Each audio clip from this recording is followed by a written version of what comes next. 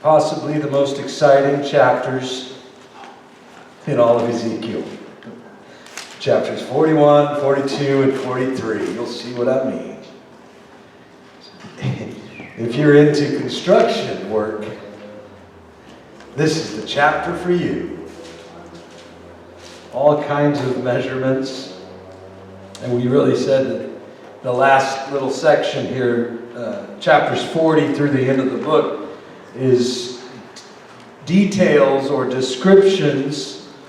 It really is a description of the temple. And we went through last week in chapter 40 on why, well, many reasons why this cannot be Solomon's temple. It is not the temple that will be rebuilt during the Great Tribulation, which we've talked about recently in our Revelation studies. But this is what's referred to as, I hope I spelled it right, the Millennial Falcon. No. The Millennial Temple. Yes. So this temple will be way, way down in the future after we are caught up, after the rapture of the church, and after the tribulation, the abomination of desolation, spoken of by Daniel the prophet, all the way down when we will be with Jesus Christ, ruling and reigning on this earth. Jesus Christ is going to finally sit on the throne of David, and he will rule from this temple. So this temple becomes pretty important. God sees it as incredibly important, so much so that these the chapters that we'll try and attack tonight go into great detail about the measurements of the temple. And I think it's important, the measurements of the temple, because this is one way we know it's not talking about Solomon's temple.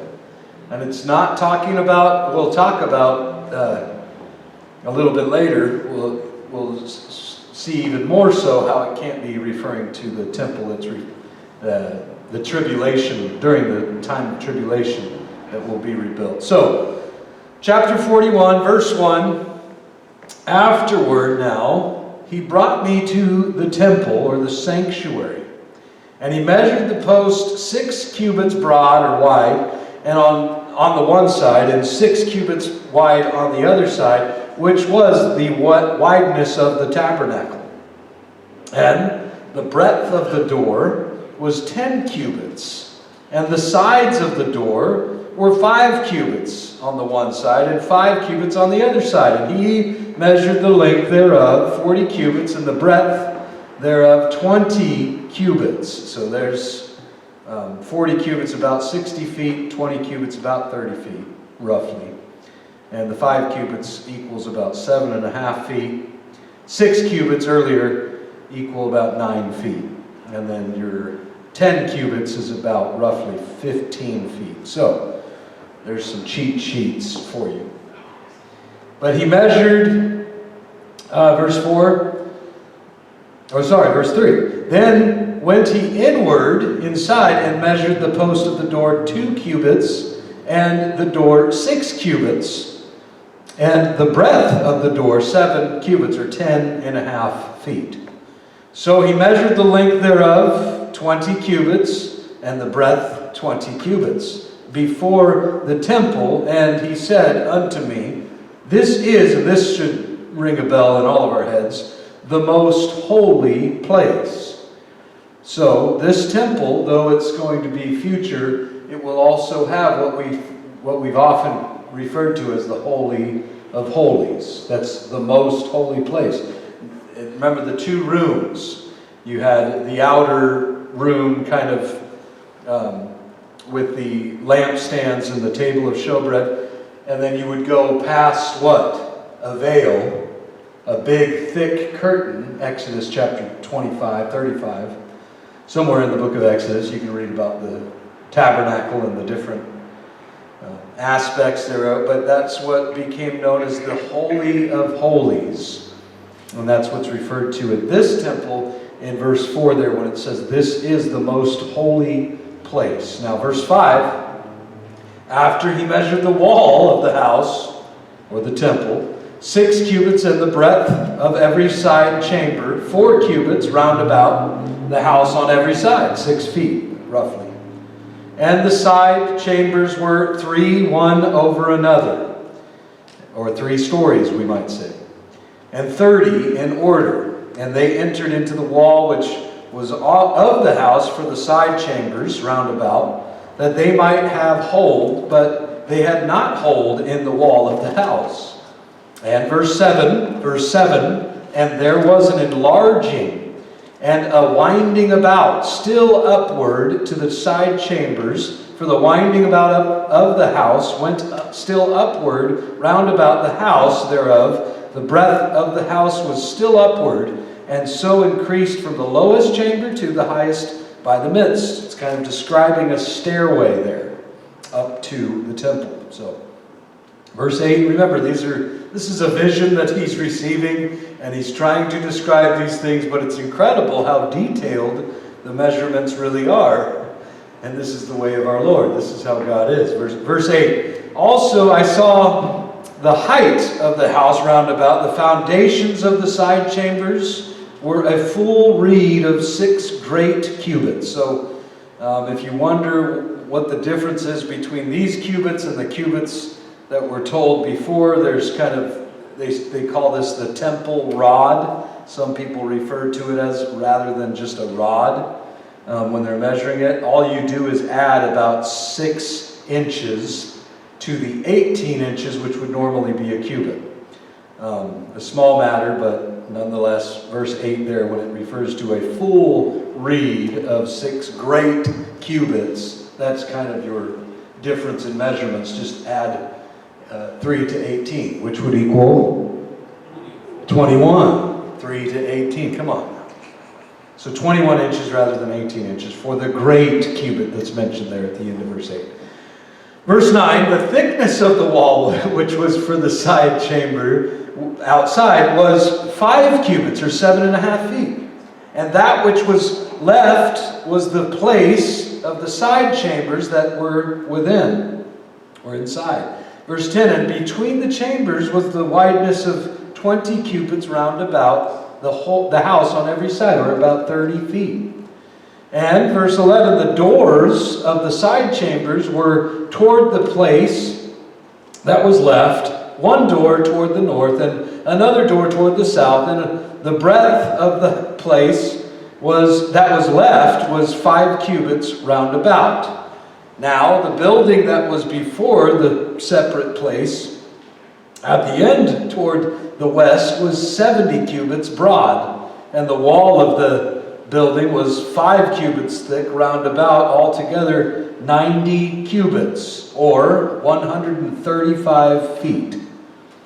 So, verse 13, "He measured the house 100 cubits, which would equal about 150 feet long, and the separate place, and the building with the walls thereof 150 feet long." So, verse 14, "The breadth of the face of the house and of the separate place toward the east, and there was again 100 cubits, or 150 feet. And he measured the length of the building over against the separate place which was behind it, and the galleries thereof, and the one side and on the other side, 100 cubits, with the inner temple and the porch of the court." Porches, plural, of the court. Verse 16, "The door post and the narrow windows and the galleries round about on their 3 stories over against the door, sealed with wood round about, and from the ground up to the windows, and the windows were covered. That above the door, even unto the inner house, and outside, and by all the wall round about, within and without," or outside and inside, by measure. "And it was made with cherubim and palm trees, so that a palm tree was between each cherub, and a cherub, and every cherub had 2 faces. so that the face of a man was on one side toward one palm tree, and on the other side was the face of a young lion toward the palm tree on the other side. It was made through all the house round about, from the ground up unto above the door, where cherubim and palm trees made on the wall and on the wall of the temple. Verse 21, the posts of the temple were squared, and the face of the sanctuary, the appearance of the one as the appearance of the other. So, awesome sight. You can kind of visualize palm trees all around. Kind of look like In-N-Out Burger with cherubims in between each one. Okay. Yeah. No, not even one a little chuckle. Okay. Well, verse 22. The altar of wood now. This is the only, by the way, the only piece of furniture that we're going to see in this Millennial Temple. The altar of wood. It was 3 cubits high, and the length thereof was 2 cubits, and the corners thereof, and the length thereof, and the walls thereof were of wood. And he said unto me, this is the table that is before the Lord. The 2 doors, the temple and the sanctuary, verse 23, had 2 doors, and the door had 2 leaves apiece. 2 turning leaves, 2 leaves for the one door, and 2 leaves for the other door. And there were made on them, on the doors of the temple, cherubim and palm trees, like as it were, made upon the walls, and there were thick planks upon the face of the porch outside. And there were narrow windows and palm trees on the one side and on the other side, on the sides of the porch and upon the side chambers of the house. And they were thick planks. So chapter 41, full of measurements, right? All kinds of things. And again, a cubit equals 18 inches. A great cubit, as we read there, you can add 3 inches to it, so you have about 21 inches for what is called the cubit according to the temple, or the great cubit. This is one reason in chapter 42, verse 1, why we know this can't be the temple that will be rebuilt. So, there's quite a bit going on here. There was a temple called Solomon's Temple that they would go to during the reign of David, during Israel's time of the sacrificial system. That temple was destroyed. Herod would later come along and build a temple, but it really had nothing to do with sacrificing to the Lord. It was all about Herod and how great he was. There will be a temple, though, that will be rebuilt during the tribulation period. We will not be here for that. Where will we be? In heaven. Amen. Raptured up into heaven. But it always amazes me how detailed the Lord is. Every cubit, every inch, even to the temple that's going to not be rebuilt during the tribulation, and I'll talk about it, why it can't be that. But even further along, as I mentioned, when Jesus Christ is ruling and reigning for how long? 1,000 years. Thus, this is what we refer to as the Millennial Temple. Jesus Christ will rule and reign on planet Earth for 1,000 years from the throne of, come on class, David. One Christian, okay. The throne of David, yes, it's exciting. Why is that exciting? Because Israel is still a nation today. There is a throne of David. And Jesus Christ has not sat on the throne of David yet. This is yet to happen. And again, we refer to this as the Millennial Kingdom, the Millennial Temple, the Millennial period of time. It's pretty heavy, But let's keep going, shall we?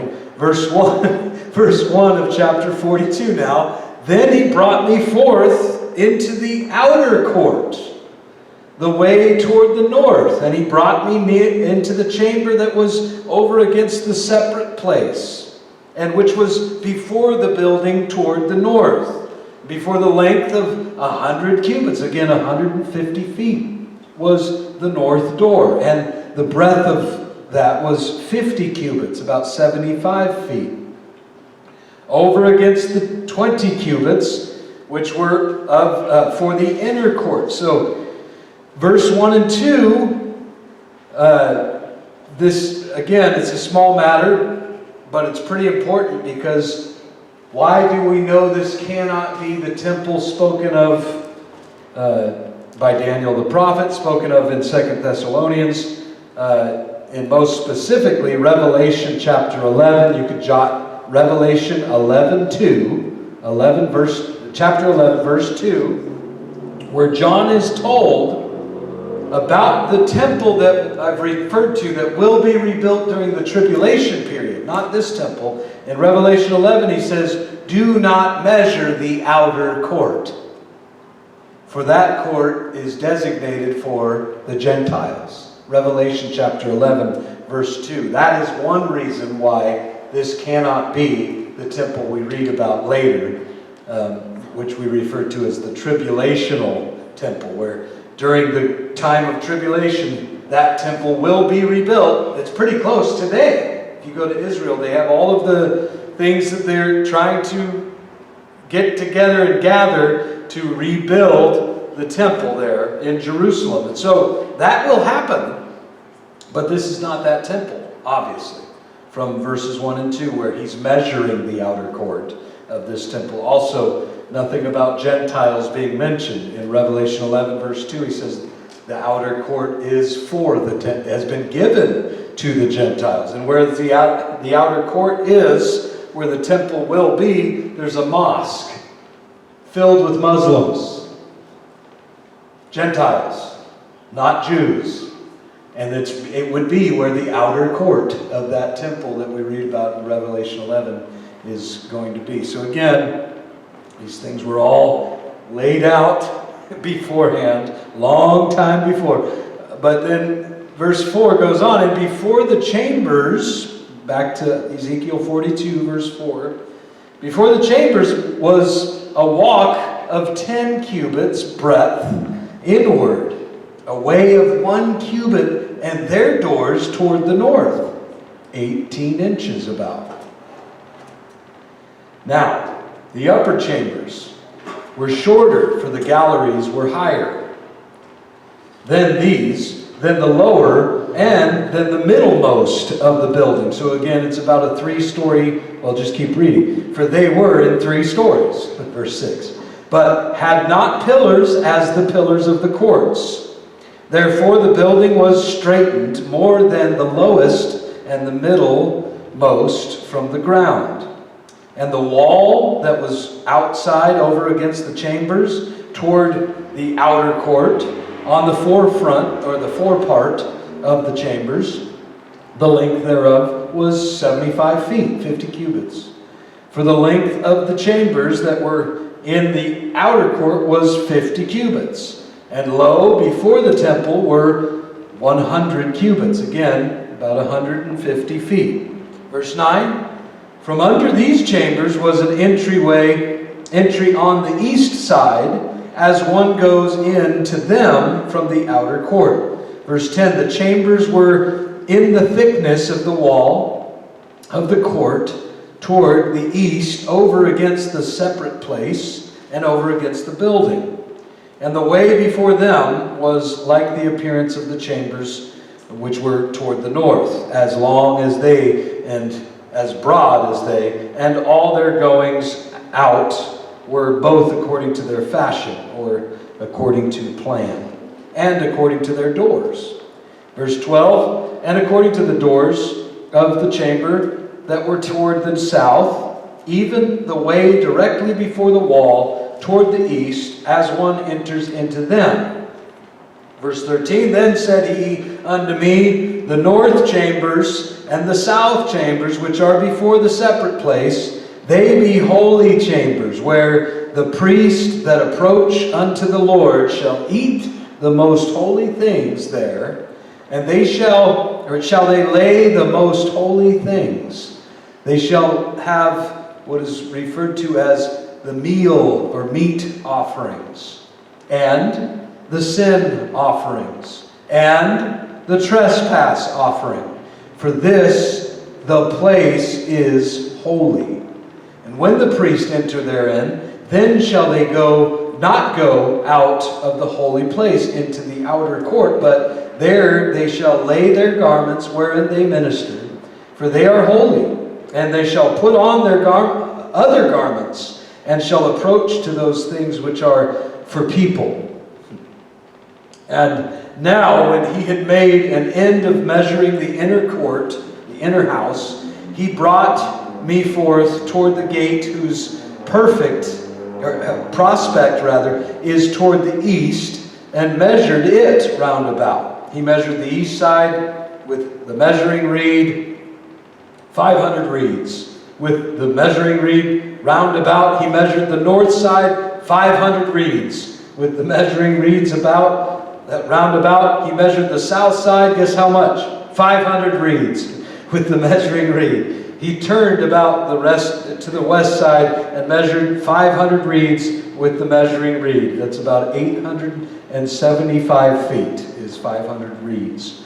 He measured it by the four sides. It had a wall round about 500 reeds long and 500 broad, to make a separation between the sanctuary and the profane place. So, pretty important walls. Again, hard to imagine this time that this temple will be erected.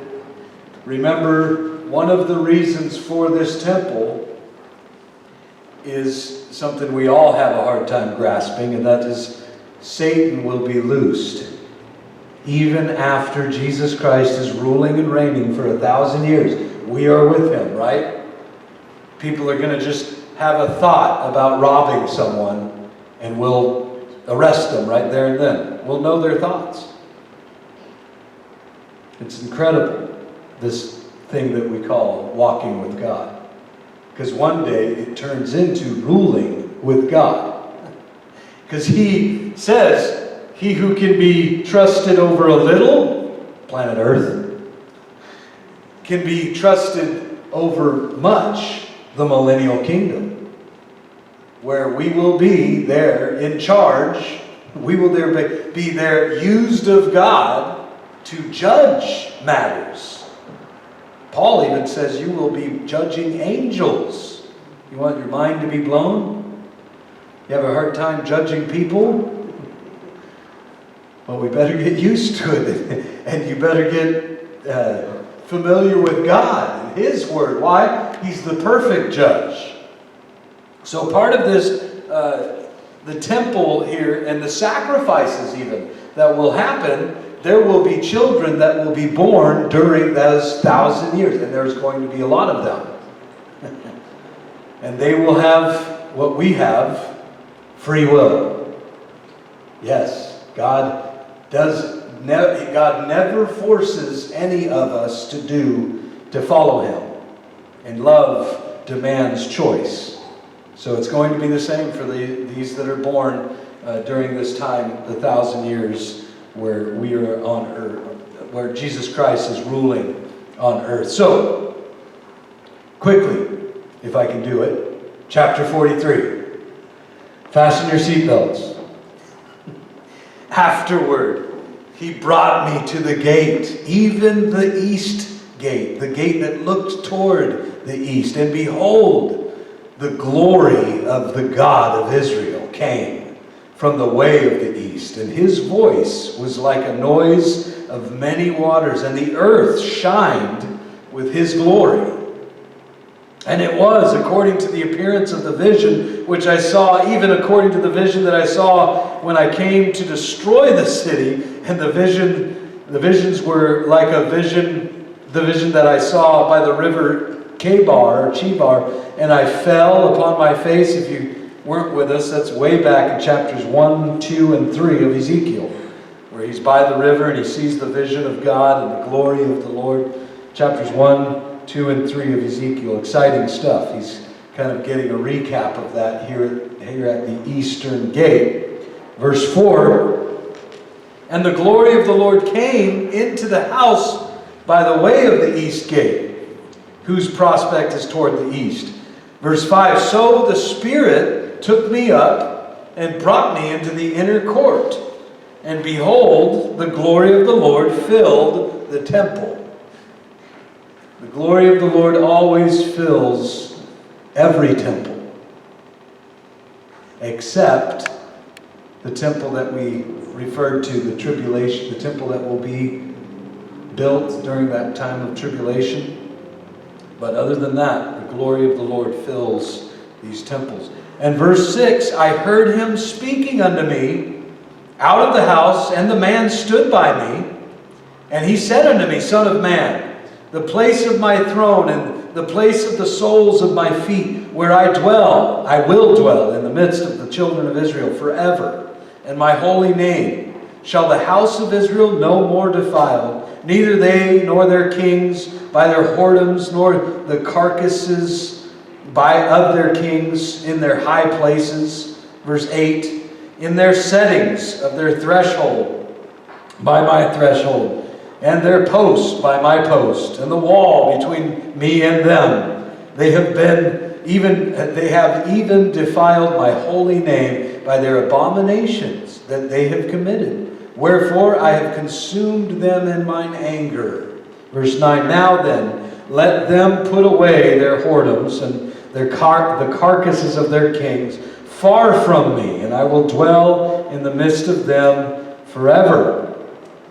Thou, son of man, Ezekiel, it's a nickname for Ezekiel in the whole book, is son of man, show the house to the house of Israel, that they may be ashamed of their iniquities, and let them measure the pattern.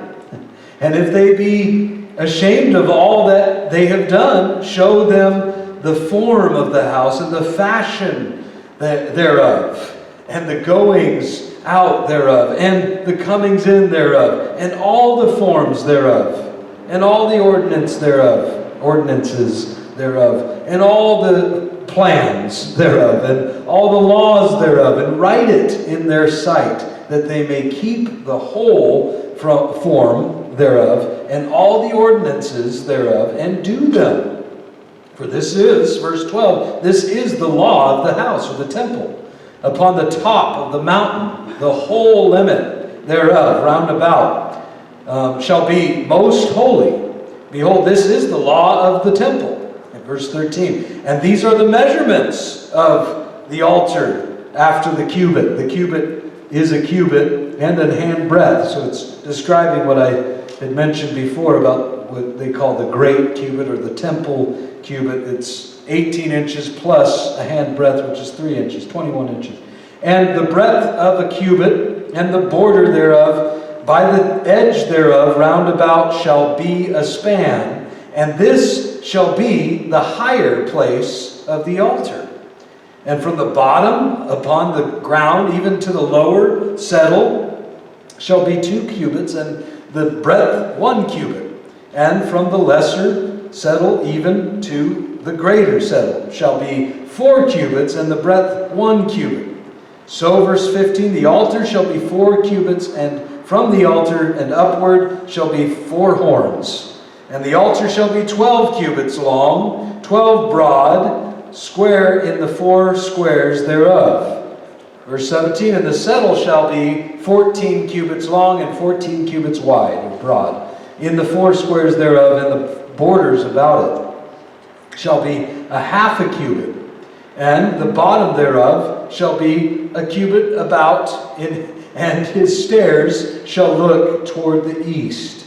And he said unto me, Son of man, thus saith the Lord God, these are the ordinances of the altar in that day, in the day when they shall make it, to offer burnt offerings thereon, and to sprinkle blood thereon. Verse 19. And thou shalt give it to the priest, the Levites, that be of the seed of Zadok, which approach unto me to minister or serve me, saith the Lord God. A young bullock for a sin offering. And thou shalt take the blood thereof, and put it on the four horns of it, and on the four corners of the settle, and upon the border round about. Thus shalt thou cleanse and purge it. Thou shalt take the bullock also of that sin offering, and he shall burn it in the appointed place of the house, or the temple, outside the sanctuary. And on the second day thou shalt offer a kid of the goats, without blemish, for a sin offering, and they shall cleanse the altar, and they did cleanse it with the bullock. Verse 23, when thou hast made an end of cleansing it, thou shalt offer a young bullock without blemish, and a ram out of the flock without blemish. And thou shalt offer them before the Lord, and the priest shall cast salt upon them, and they shall offer them up for a burnt offering unto the Lord. 7 days shalt thou prepare every goat, or every day a goat, for a sin offering. And they shall also prepare a young bullock and a ram out of the flock without blemish. 7 days shall they purge the altar and purify it, and they shall consecrate themselves. And when these days are expired or come to the end, it shall be that upon the 8th day, and so forward, the priest shall make your burnt offerings upon the altar, and your peace offerings, and I will accept you, saith the Lord God. There is the epic climax to all of that boring reading. The way that ends in verse 27, on the 8th day and going forward, the priest shall make your burnt offerings upon the altar, and here's the highlight of all of it, your peace offerings, and I will accept you, saith the Lord. Because from the book of Leviticus, which he brings up a sin offering, he brings up a trespass offering. You can read about all these offerings, the burnt offering also, in the first 5 chapters of the book of Leviticus. You get into great detail about these offerings. But that last one, the peace offering, is such a precious offering. Why? Because you would bring the young lamb, the young goat, you would slaughter it, and part of that eating of the goat would be for the Lord and would be for you. It was as if you sat and ate with God. Now, God didn't show up and start scarfing down the meat. You would be eating it as the worshiper, but what you burned up was for the Lord. See, the burnt offering, everything that was placed on the altar went to the Lord. And you could smell it, and maybe your tummy growled a little bit, like a barbecue, but you didn't touch it. Ask a couple of Aaron's sons who went over there with some pitchforks and tried. Guess what happened to them? They were barbecued there on the spot. God sent his fire. He doesn't mess around with this stuff. Why? These are most holy unto the Lord. We don't mess around. But it's precious. It's precious. This temple, as we read in these chapters, probably more important than all of the measurements, more important than what is mentioned, I think, is what is not mentioned. For instance, you don't have there the table of showbread. Why not?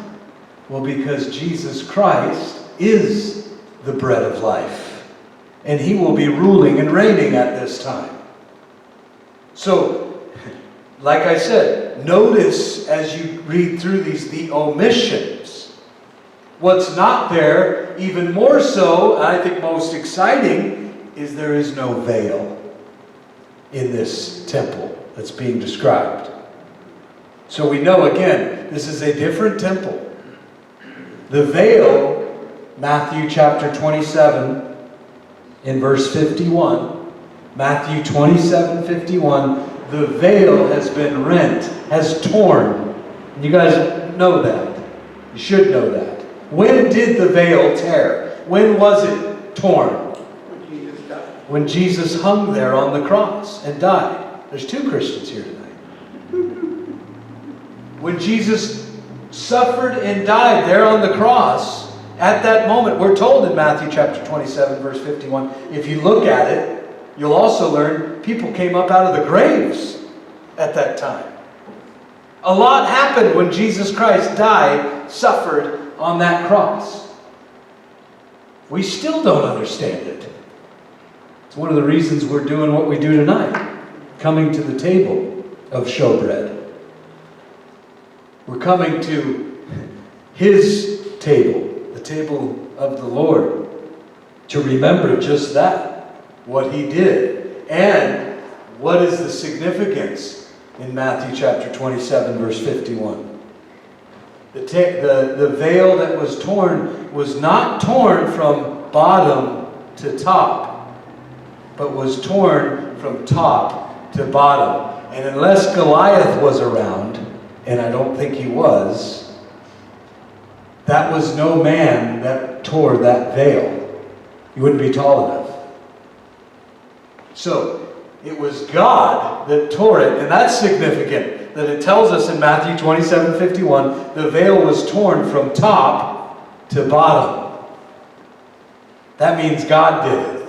Kind of just saying, open house, come to me. All you that are heavy laden, all you that are burdened, whosoever will, come to me. So that's why Ezekiel chapter 41, chapter 42, and chapter 43 are so significant and even exciting. It's because there is no veil mentioned. And it's causing us to rejoice. Because we can be there, we will be there during this time, and we'll be able to tell all those young kids, all of those that will be born during the 1,000-year millennial reign of Jesus Christ, we will be able to tell them what the trespass offering means. Why it is that a goat is being slaughtered. See, they will not know sin like you and I have known sin. We have never lived, no one except Adam and Eve has ever lived on earth without knowing sin. So we've only known a life filled with sin. Another thing that's not mentioned is there is no candlestick. Because we're actually told, we just read, that the glory of the Lord will fill the earth. It's as if the earth will have a glow. And there will be no need for artificial light. Electricians will be happy. There's not going to be any need for any kind of light bulbs or flashlights or any of those things. Jesus is the light.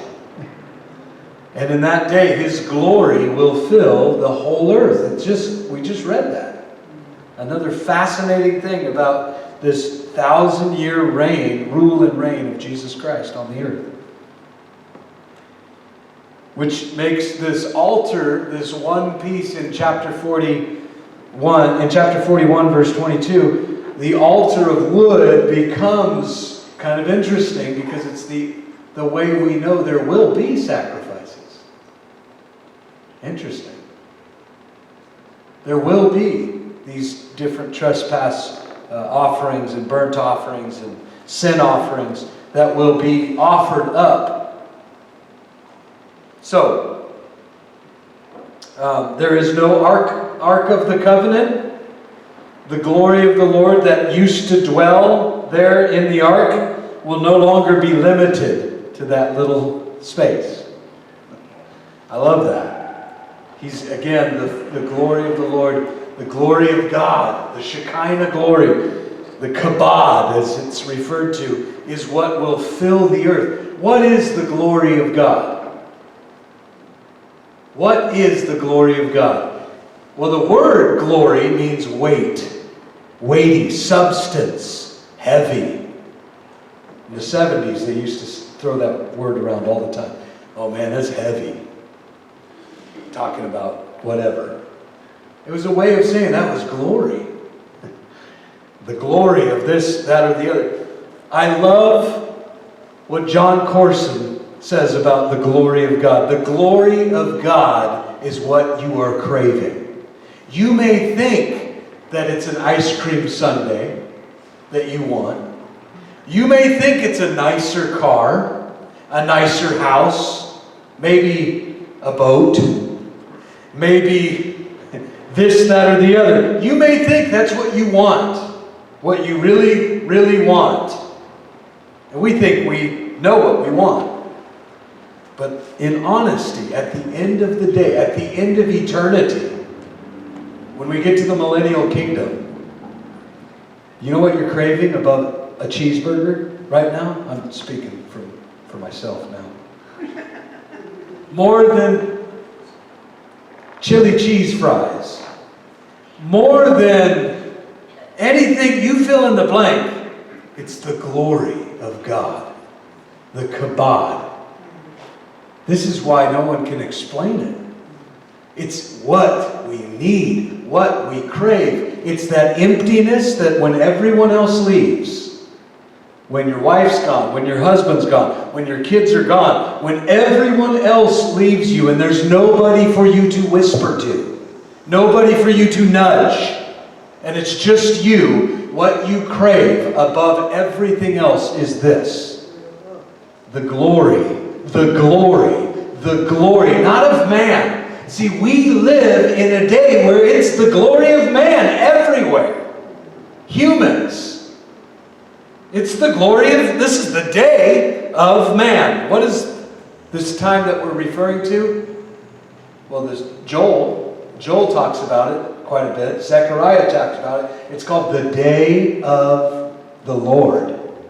That's another way of, that's how we get to the Millennial Kingdom, if you will. The Millennial Temple. It doesn't just come overnight. No.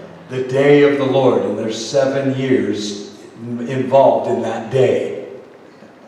The day of the Lord will come where He will receive glory, honor, power, glory. All of it. And we are craving that. We don't realize it. Because we're blind. So often we're blinded by our taste buds. We're blinded by so much around us. But whatever I'm building, whatever you're building, even if it's a temple, let it be according to the pattern that the Lord gives you. And we have the pattern. It's Genesis to Revelation. It's right here in your lap. It's right there, the pattern, the plan. It's according to the pattern. He did the same thing, said the same thing to Moses in Exodus, didn't he? When talking about the tabernacle. He said, make sure, Moses, to do everything according to the pattern. Don't cut corners. Don't try and make it comfortable for you. Don't try and put your twist on it, your spin on it. It's a danger for many pastors. Don't try to tamper with it. Just deliver it as it's been delivered to you. That's where, by the way, that's where you get the whole idea of a faithful witness or a faithful messenger. He doesn't change the message.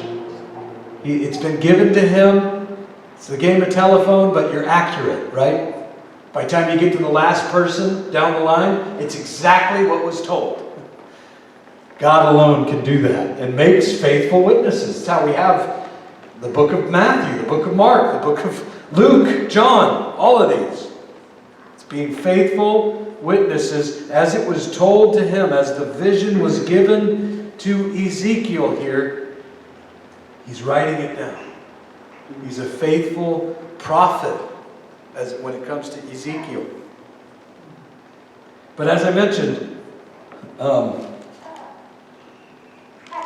the Eastern Gate in chapter 43 is pretty... I've never been to Israel. But the Muslims actually read Ezekiel chapter 43 and a few others. And they walled up the Eastern Gate. Because they said, that's not the Messiah we want to see come. Jesus Christ is not our Messiah. So just in case this will happen, they've sealed this up. They've walled up the Eastern Gate. You can go and there is a wall. And not only that, there's a graveyard, a cemetery there. And right in front of the Eastern Gate, there's a cemetery where people are buried, thinking no Jew, no rabbi even will come up here and check on this place. Little did they know, they were not avoiding prophecy. Rather, they were fulfilling prophecy to a T. We will see in the next few chapters how God knew that would happen. And how foolish. Just like we read in Psalm chapter 2, they band together. Those that come together in Psalm chapter 2, what do? They wage war against God. Imagine. God laughs from heaven. It tells us in Psalm chapter 2. He laughs. The Lord shall laugh from heaven. And see how they desire. But it's exciting because we understand you can't stop the Lord Almighty. Nothing can stop the Lord Almighty.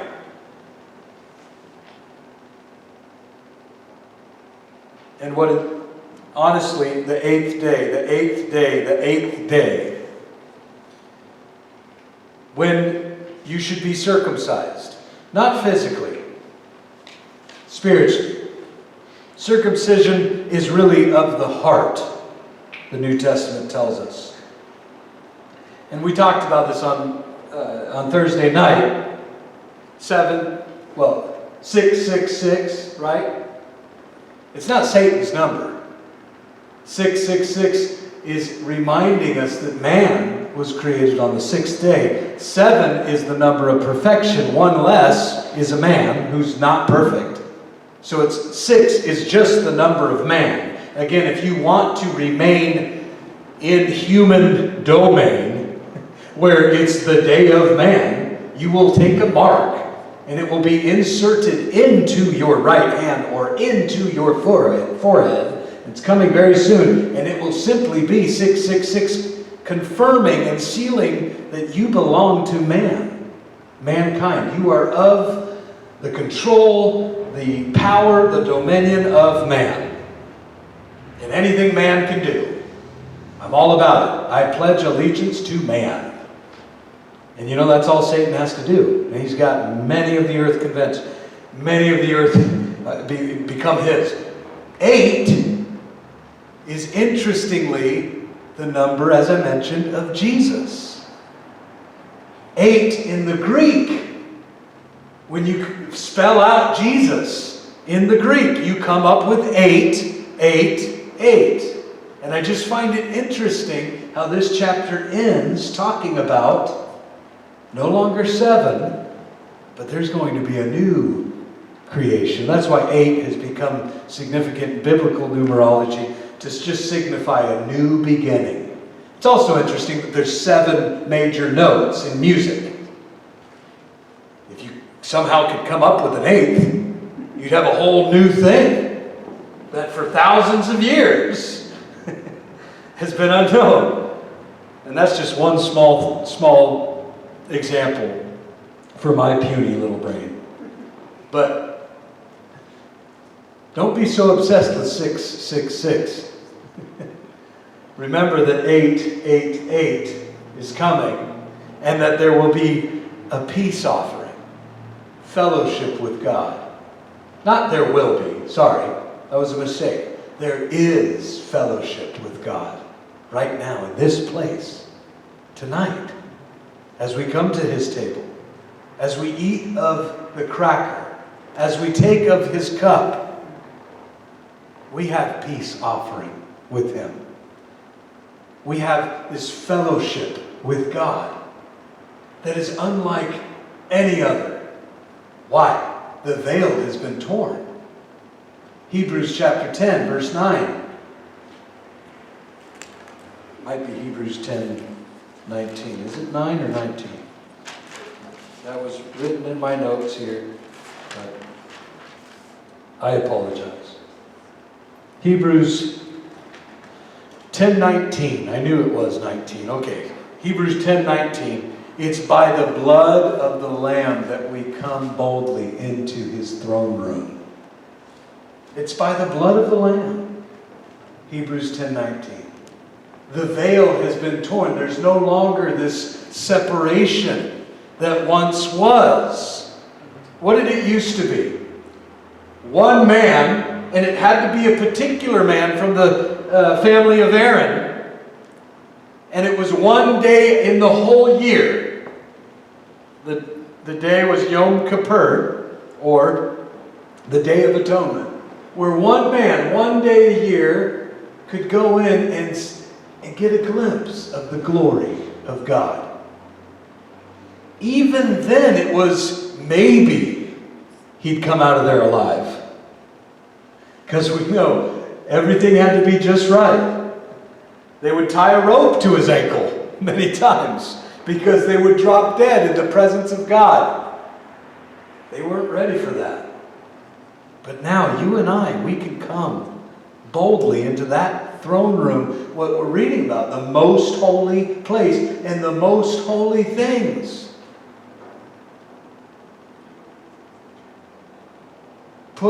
He puts on us these garments of praise. We read about that briefly in chapter 42. They were told to take off those garments before they leave and put on different garments for the people. Because see, when you come before God, you must be clothed with what? Jesus Christ, the righteousness of Christ, robed in his righteousness. And he does already. It's one of the ways we can come boldly into the throne room of grace. Again, incredible. There's so many incredible things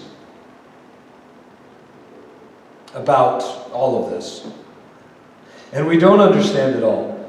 The measurements, why God would go through all of this for a temple that hasn't even yet been.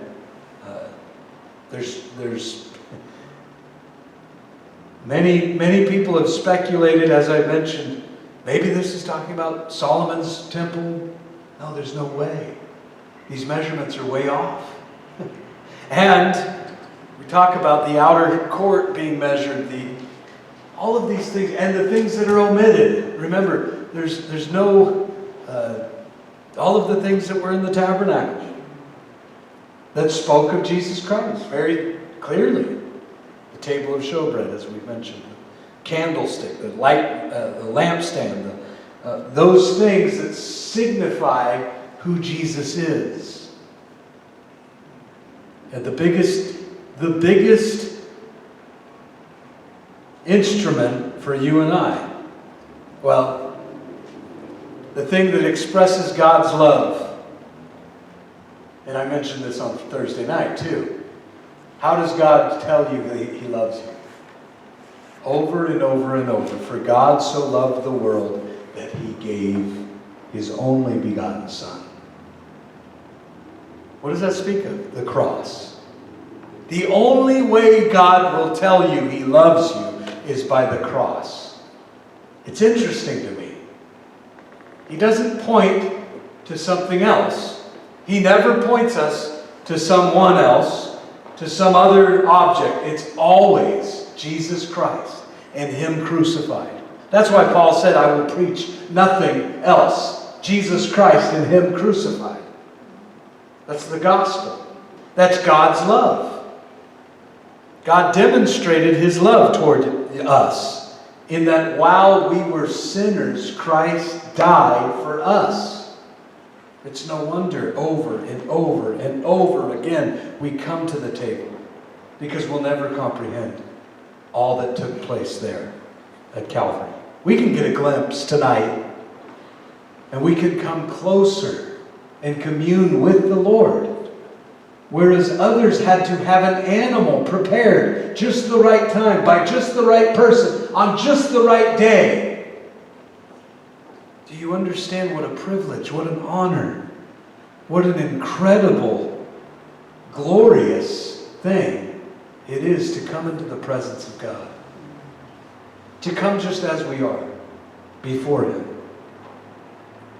And have our hearts changed, have our minds transformed to Him. No longer conformed to the things, the pattern, and the ways of this world. But now we are being transformed to the mind of Christ. Put on the mind of Christ. That's why we eat of Him, so that we might live. That's why we drink of His blood, because we know our blood is tainted. We know we're sinners. He's spotless. We over and over, even these animals in the millennial kingdom will have to be unblemished. Isn't that incredible? They looked forward in the Old Testament to Jesus Christ coming. At this time in the Millennial Temple, they're going to do the same thing, and we'll know exactly who it was. And they'll be pointing back. Well, even now, we look and we see that the cracker is what? Unleavened. Speaking of His sinlessness, His unblemished lamb, the spotless one. That's what it speaks of. So as we come tonight, as we respond in worship, I encourage you to not just respond to, but reflect. And just to spend some time meditating on what this temple might look like. And if you really will grasp and understand, yeah, that goat, that lamb had to be perfect. And the slaughter had to be real. Because sin slaughters. It destroys. If you wonder what sin does, how damaging sin is, look at Jesus on the cross, suffering and dying and bleeding. But He did it for you, for me. It's His love. It's how much He loves you. Father, we love You because You first loved us. We give to You because You first gave to us. Lord, may we be men and women of worship. Lord, You call us of a royal priesthood. Lord, may we act like it. May we be those that are familiar with what it means to sacrifice. Lord, not bringing an animal before You, but bringing ourselves. Romans chapter 12, verse 1. Offering our bodies as living sacrifices. Because we may offer it here tonight, but we know that it's still alive when we get back home. It's still trying to crawl out of that coffin. And we need to continuously come and offer our bodies. Living sacrifices, Lord. To a living God. For You change us from the inside out. Lord, You change us from glory to glory. And may we get a clearer picture of Your love, of Your patience, of Your grace, of Your mercy. Lord, of all that You did, the sacrifice that You made. Give us a clearer picture of it tonight as we hold the cracker in our hand, as we hold the cup. Lord, may we not be so quick to just go through the motions again. But may we pause and may we stop and really look at the cross tonight. Let's sing to Him, shall we?